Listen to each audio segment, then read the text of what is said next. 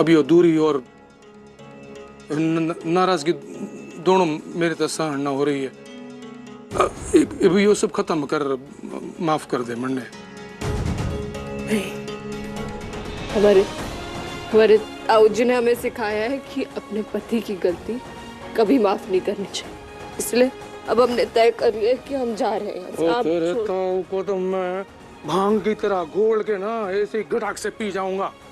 मेरी बीवी के कान भरते रहते बुढ़ा खुद सड़काई का। क्या बोला तेरे ताऊ ने? नहीं छोड़ूंगा तन्ने, मैंने कह दिया ना। मन भी मेरे ताऊ की कसम है, ना छोड़ूंगा मैं तन्ने। देखते हैं आप हमें कैसे नहीं जाने देते।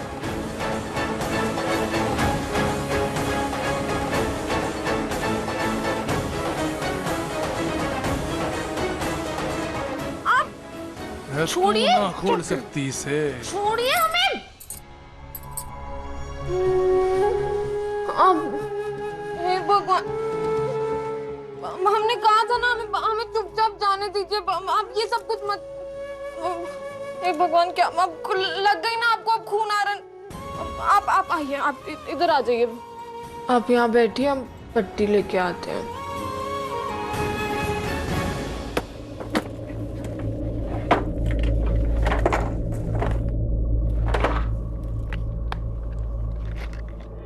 सजनी लाइए।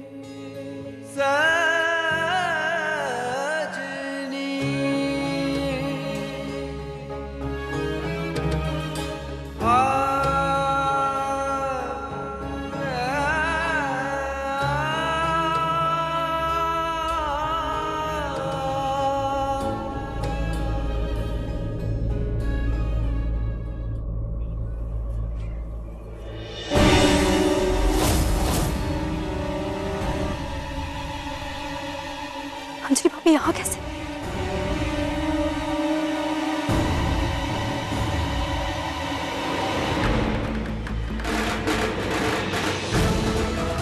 अब क्या करें, अब क्या करें?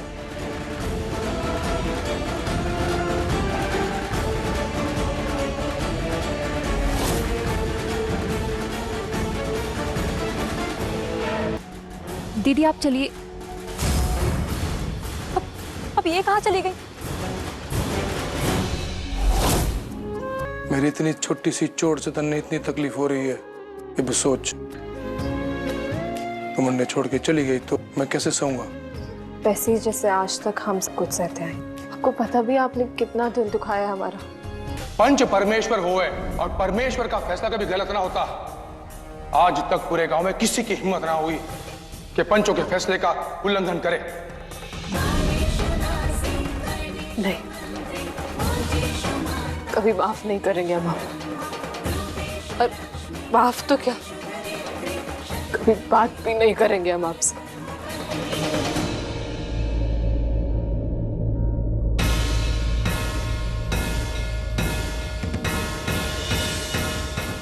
तभी नहीं जब मैं यो कहूं कि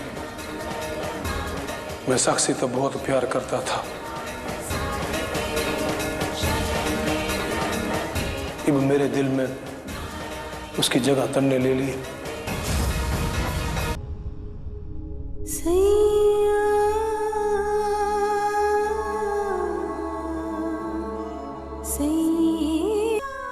अब जानते हैं कि मुखी जी भी आप जो कुछ भी बोल रहे हैं ना, वो आप नहीं, ये आपका चढ़ा हुआ भांग का नशा बोल रहे हैं। आप हमें इसलिए रोक रहे हैं ताकि टाइम आने पर दोबारा आप सबके सामने हमें वैसी बेइज्जत कर सके, वैसे ही सबके सामने गंदा व्यवहार कर सके हमारे साथ। मुखी जी, हम आपकी पत्नी नहीं है, अब सिर्फ एक बोल की है। और आप हमें अपने दिल में कभी अपनी पत्नी का दर्जा दे ही नहीं पाएंगे, क्योंकि आपकी पत्नी, आपकी असली पत्नी तो साक्षी जी है ना।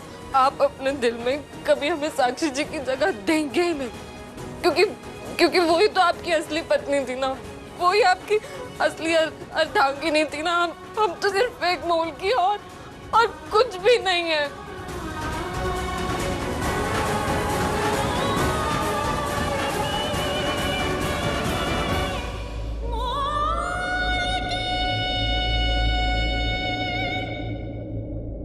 ओ बावरी, अरे मरने ऐसे छोड़ के मत जा। अरे समझने की कोशिश तो कर।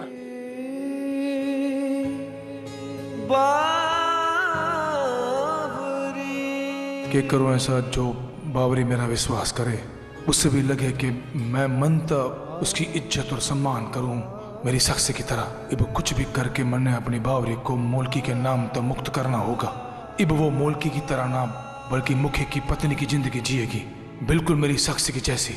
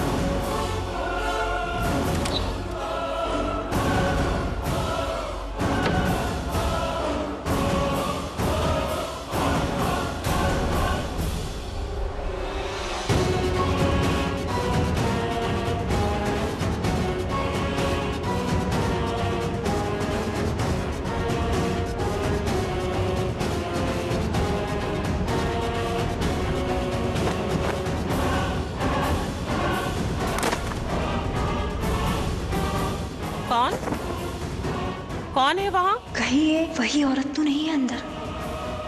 रुकिए, आप यहाँ क्या कर रही हैं? नहीं वो हमारा मतलब है कि आपको मालकिन बुला रही हैं, तो आप जल्दी से जाइए, उन्होंने आपको जल्दी से बुलाया है, कुछ जरूरी काम है।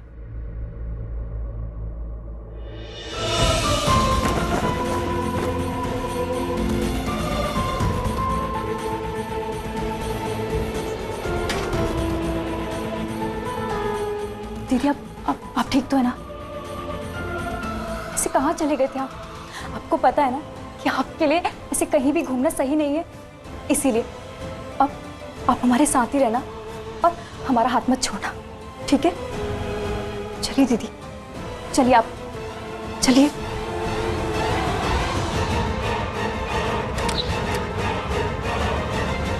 आइए दीदी, जल्दी चलिए।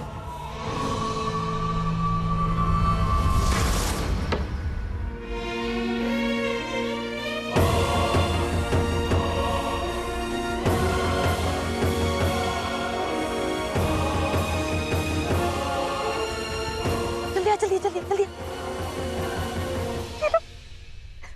किसी ने देखा तो नहीं? अंजलि भाभी, आपको पक्का यकीन है कि मुखी जी उस मोलके को कभी माफ नहीं करेंगे? और मैंने जो कर दिया ना, उसकी बात तो बिल्कुल भी नहीं। लेकिन एक बात मेरी समझ में नहीं आ रही, मुखी जी उस मोलकी को सजा के लिए अकेले कैसे छोड़ गए? अरे मैंने पहरेदार को पैसे दिए थे और बोला कि वो मामा जी के पास जाए और कहे कि साक्षी मिल में एक बहुत भयंकर आग लग गई। जा रहे मामा जी भागे भागे गए चाची के पास और वो दोनों निकल गए साक्षी मिल को बचाने। आधा काम तो मैंने कर दिया, अब बुरी आधा काम तूने किया, जो वो चिट्ठी लाके तो हमें दे दी। लेकिन भाभी, उसमें ऐसा लिखा क्या था जिसे फाड़ दिया गया? अरे उस चिट्ठी में तो जीत जी ने उस मोलकी की सजा कम कराने के लिए लिखा था पंच को बोला कि सजा में गांव के सिर्फ 10 चक्कर लगवाए जाए। हमने वो चिट्ठी फाड़ दी और चोरी के जुर्म में उस मुल्की को जलते हुए कोयले पे चलने की सजा दे दी गई। अंजलि भाभी, क्या बात, मतलब शैतानी दिमाग पाया आपने, मान गए। असली मजे की बात अब सुन। दोनों को मेरी चाल के बारे में कुछ समझ नहीं आया, ना जेठ जी को ना उस मुल्की को। दोनों एक दूसरे को गलत समझते रहे। हाँ। मुल्की को लगा कि जेठ जी चाहते हैं कि वो जलते हुए कोयले पे चले। हाँ। और जेठ जी को लगा कि सजा में गांव के 10 चक्कर लगाना कौन सी बड़ी बात है, समझी? हाँ।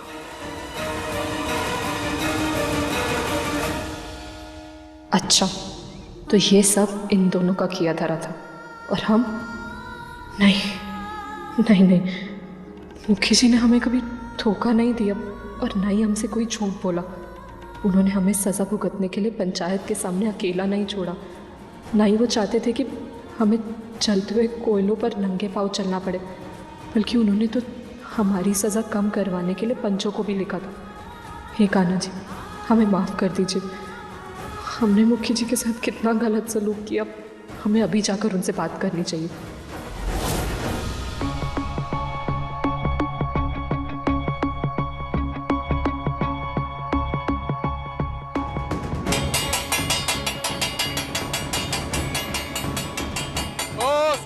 सुनो, ओ मामा सरकार इधर आओ। मामा सरकार, माँ अंजलि, पूरी गांव वालों, ओए सब लोग सुनो, सब लोग इधर आओ। तो आज मैं आप सबको एक बहुत जरूरी बात बताना चाहता हूँ और वो बात आप सब जाके पूरे गांव में बता देना। यो आपकी मुखियाणी, इसने मेरी पूरी जिंदगी बदल दी। जब से यो मेरे जीवन में आई है ना, तो सब अच्छा लग रहा है। इसके आने के बाद सब बदल गया है। वो कहते हैं ना कि औरत अपने मर्द की जिंदगी को संवार देती है, सब सही कहते हैं। औरत अपने मर्द की जिंदगी संवार देती है और यो बावरी ने मेरी जिंदगी को संवार दिया है। इसने मेरा बहुत साथ दिया है, इसने मेरी हर इच्छा को पूरा किया है। मैंने किसी भी बात की कभी भी कोई कमी ना होने दी। बावरी ने मेरे बच्चों को संभाला है, उनको माँ का प्यार दिया है, उनको उनकी असली माँ की कमी कभी महसूस न होने दी। एक अच्छी बहू बन के रही, मेरे पूरे घर वालों को संभाला। क्यों माँ? सच कह रहा हूँ कि ना कह रहा हूँ? मामा जी झूठ है के? एकदम सच बोला। और इन सब के लिए मैं यो बावरी का जितना भी शुक्रिया अदा करूं उतना कम है।